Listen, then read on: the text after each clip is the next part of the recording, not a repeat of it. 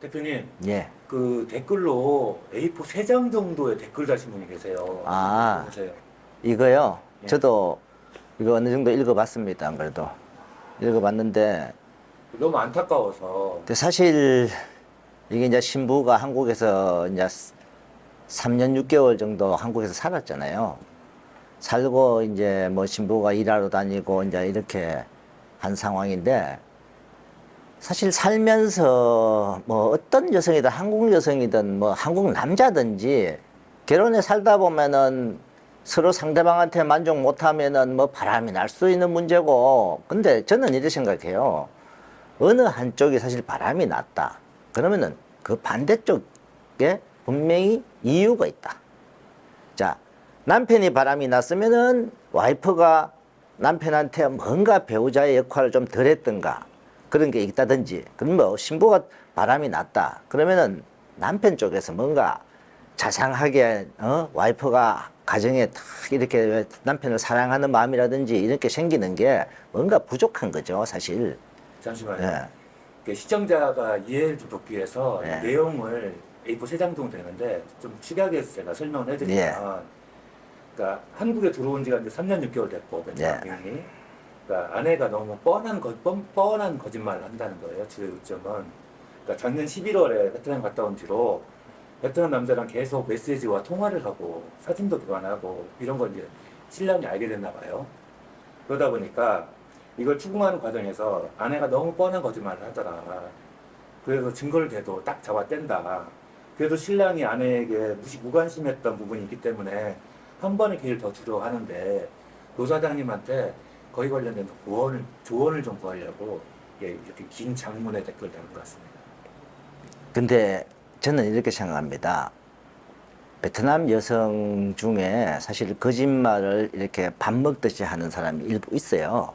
우리도 결혼을 시키다 보면은 결혼시킨 그 과정에서 뻔한 증거가 있는데 신랑한테 이런 번역기를 써가지고 이렇게 번역을 하고 신랑한테 말을 했는데 내가 물어보면 안 했다고 하고, 그러면 번역기를 갖다 놓고 이건 뭐냐, 귀신이 번역했냐 이렇게 물었을 때 몰라요 이렇게 있었어요. 근데 그분도 마찬가지죠.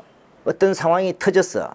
근데 그 증거를 갖고 신랑이 갖다 들어밀고 이거 왜 이렇게 하느냐 물었는데 자기는 몰라요, 아니에요 이렇게 하잖아요. 근데 그 사람은 성격적이기 때문에 그걸 절대 못 고칠 거예요, 아마. 그래서 예, 저는 신부들 중에 결혼 진행한 가정에 이런 일이 발생을 한 게 작년부터 올해까지 이 거짓말 시키는 거에 대해서 신부가 2명이 있었어요. 2명 다 파혼시켰어요. 신랑도 이렇게 거짓말 하는 사람은 못 살겠다. 저 또한 마찬가지고. 그래서 2명 다 파혼을 시켰는데 근본적인 거짓말은 습관화가 되어 있는 사람이죠.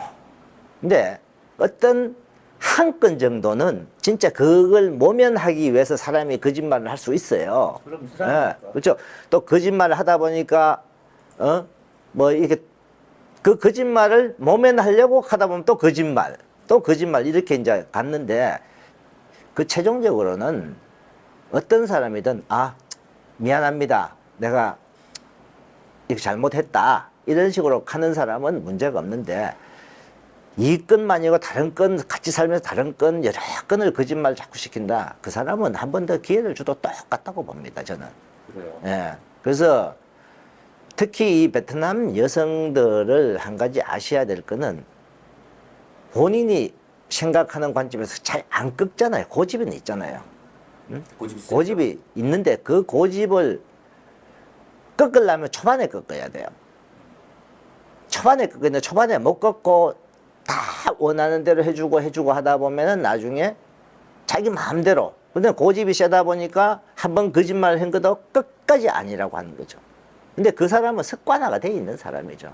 저는 솔직히 말해서 그냥 여기서 정리를 하는 게 가장 나은 입장이다. 근데 결혼을 옆에서 제3자가 정리하라 말아 하는 것도 참 그렇지만은요, 왜?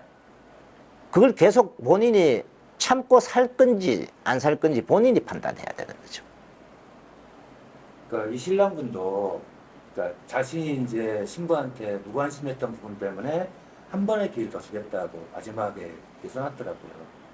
근데 이제 신부하고는 솔직하게 이야기를 해야죠. 내가 이러이러한 걸 당신에 대해서 아는데 여기서 당신이 끝을 내고 다시 가정에 충분히 충실하게 돌아온다면은 내가 잘 살겠다. 나도 앞으로 이렇게 더 잘할 수 있도록 노력하겠다. 서로 이렇게 딱 해서 그 기간은 한번 봐야 되겠죠. 보는데 얼마나 또 많이 했겠습니까? 과연 저는 쉽지 않을 거라고 봅니다. 솔직하게. 너무 안타깝네요. 근데 보통 결혼하고 자식 놓고 살면서도 부부지간은 결국은 서로가 못 믿는 거에서 깨지잖아요. 그렇죠. 친구지간하고 부부하고는 달라요. 부부지간은 한 번 믿음이 깨지면은 그 다음번에 또 자꾸 의심이라는 게 생기고 사람이 자꾸 자기가 더 관찰하게 되고 하다 보면 결국은 나중에 이게 잘못되면은 어부증이란 말 나오잖아요. 응? 남편이 와이프를 너무 의심한다. 근데 한 번 이런 일이 생겨버리면은 그렇게 될 수밖에 없거든요. 응? 근데 본인이 생각, 저는 해요. 부부지간은 무조건 솔직하게 딱 깨놓고 이야기해라. 이야기해서 아닐 때는 내가 생각할 때 내가 확실히 맞는데 끝까지 그 사람은 아니라고 하면은 여기서 끝을 내자. 그게 저는 아예 완전히 빵 터져버리든가 아니면은 진짜 다 묻고 나 죽었어요 하고 살든가. 그 둘 중에 하나죠. 빵 터져놓고 고치면은 다행이고 안 고치면은 할 수 없는 거죠. 제가 이런 분이 한 분 있었어요.